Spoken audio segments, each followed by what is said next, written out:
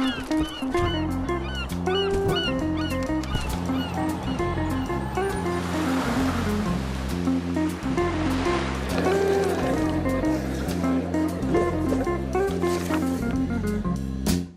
pessoal, Livro Aberto está começando.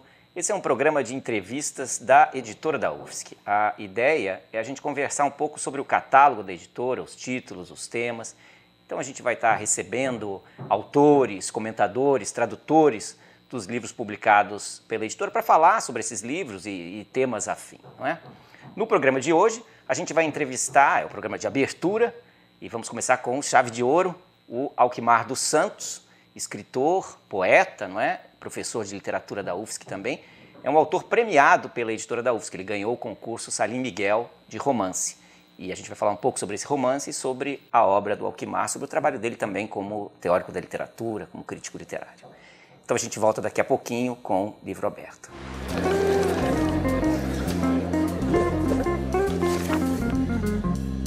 Livro Aberto está voltando. Antes de a gente entrevistar o Alquimar, eu vou falar um pouco sobre algumas dicas de leitura, uns lançamentos da editora da UFSC. Festa da Jaguatirica. Esse livro foi escrito pelo antropólogo Rafael Menezes Bastos. É um estudo fantástico sobre a música ritual dos índios Camaiurá, uma aldeia no Alto Xingu do Brasil. O Rafael tem contato com esses índios desde o ano de 69. E esse trabalho é o coroamento dessa relação afetiva e intelectual com essa sociedade indígena, os Camaiurá. Também tenho aqui um romance, Ao Que Minha Vida Veio, do Alquimar dos Santos, que é o nosso convidado de hoje. O Alquimar é professor de literatura da UFSC desde meados da década de 90, faz tempo, né, Alquimar? E é também crítico literário e autor de uma série de romances, livros de poemas, alguns dos quais publicados pela editora da UFSC, como é o caso aqui do Ao Que Minha Vida Veio, ganhou o prêmio Salim Miguel de romance em 2011, exatamente. Não é? O Alquimar tem também o Retrato e Percurso, livro de poemas publicado pela editora da UFSC. Tem alguns outros livros, tem um livro de crítica literária também, publicado pela editora da UFSC, e uma obra extensa em revistas especializadas, enfim. Então a gente vai hoje falar um pouco com o Alquimar sobre a obra dele, sobre esse livro em particular, mas sobre o trabalho que ele desenvolve, seja como escritor, seja como crítico literário. Alquimar, você é do interior de São Paulo, né? Do Sim, Vale do Paraíba. Exatamente, cidade de Silveiras. Uma cidade pequena. Sim, tem a quantidade fantástica de 5.700 habitantes. Agora 5.699, né? Um a menos, exatamente. E me diga, como é que a literatura chega em Silveiras? Como é que um silveirense chega a se tornar alguém interessado em literatura? De fato, eu fiz toda a minha escolaridade fora de lá, né? Eu morei lá até os 6 anos de idade. Bom, é aquela época de formação do sujeito, né? Mas com 6 anos eu saí. Fui estudar numa cidade, fomos morar numa cidade lá da região mesmo, maior um pouco, Lorena.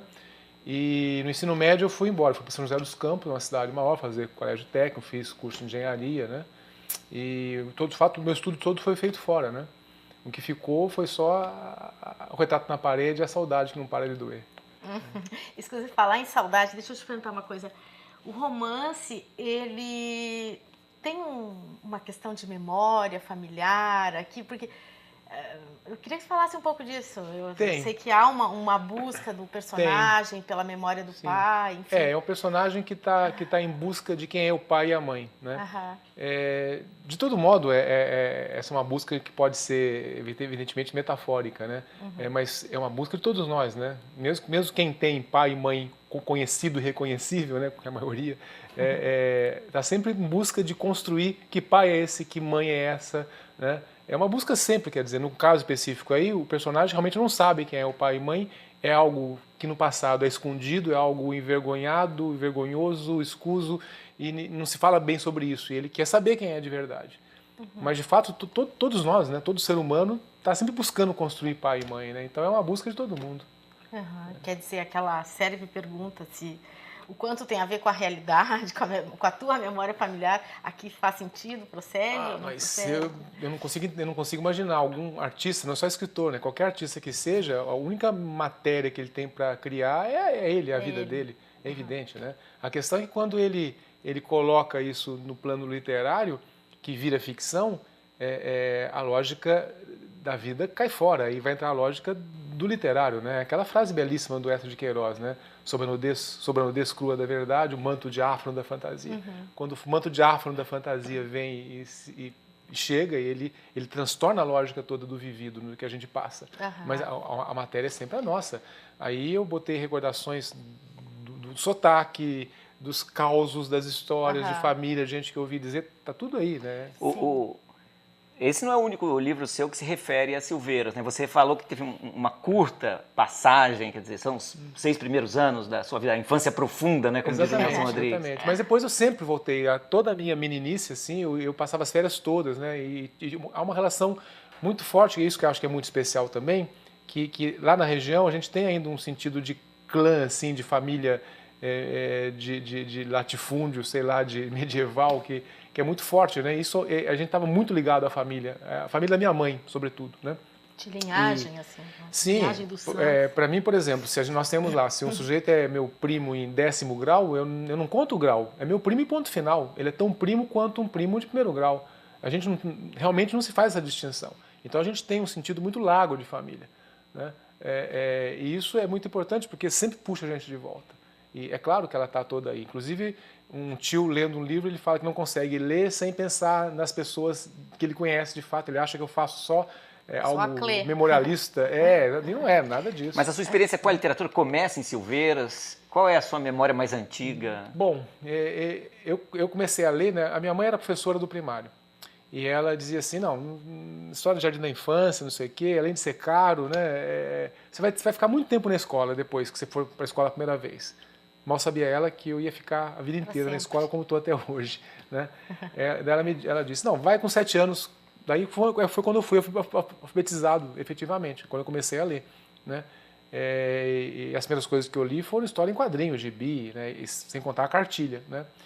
Mas eu tinha um tio em Silveiras, todo fim de semana eu ia para lá, todas as férias eu ia para lá, que era uma pessoa que não tinha estudo, ensino médio, nada, mas ele lia muito.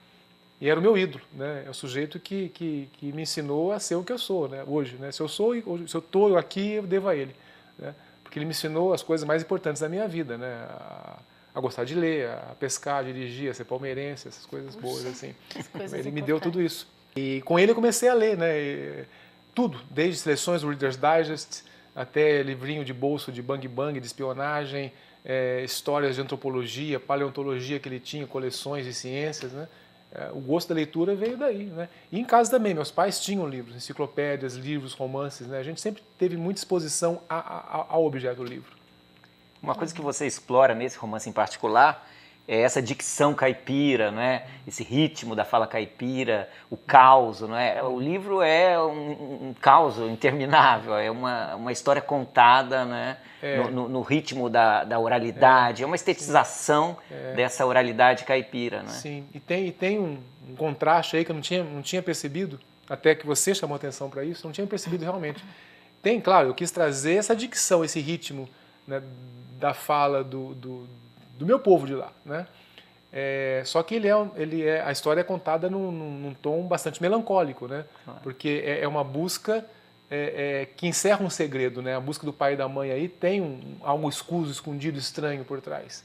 E é isso que na verdade, ele tem que chegar a essa verdade, mas ele sabe que, ele pressente pelo menos, que essa verdade, quando ele chegar a ela, vai ser muito dolorida. Né? Então há esse tom melancólico também, que é o contraste, né, do ritmo. Da fala colorida, exuberante. Claro. Exato, exatamente. A melancolia da memória, eu me lembro que busca. Quando a gente conversou fora do ar sobre e há muito tempo, né, Alquimar, sobre esse livro, eu o aproximei do samba, ou de certos sambas, né, que tem às vezes uma letra melancólica, mas cujo ritmo, não é, insufla energia naquilo. Eu não tinha percebido, mas eu não tinha percebido, realmente não tinha, mas é isso mesmo. Eros e Thanatos. Eu acho que tem alguma coisa da ordem do trágico aí, né? Tem, sim. Vamos fazer um intervalo agora? Vamos fazer. Então, tá sem querer cortar, já cortando. Vamos para o intervalo e em seguida voltamos, então.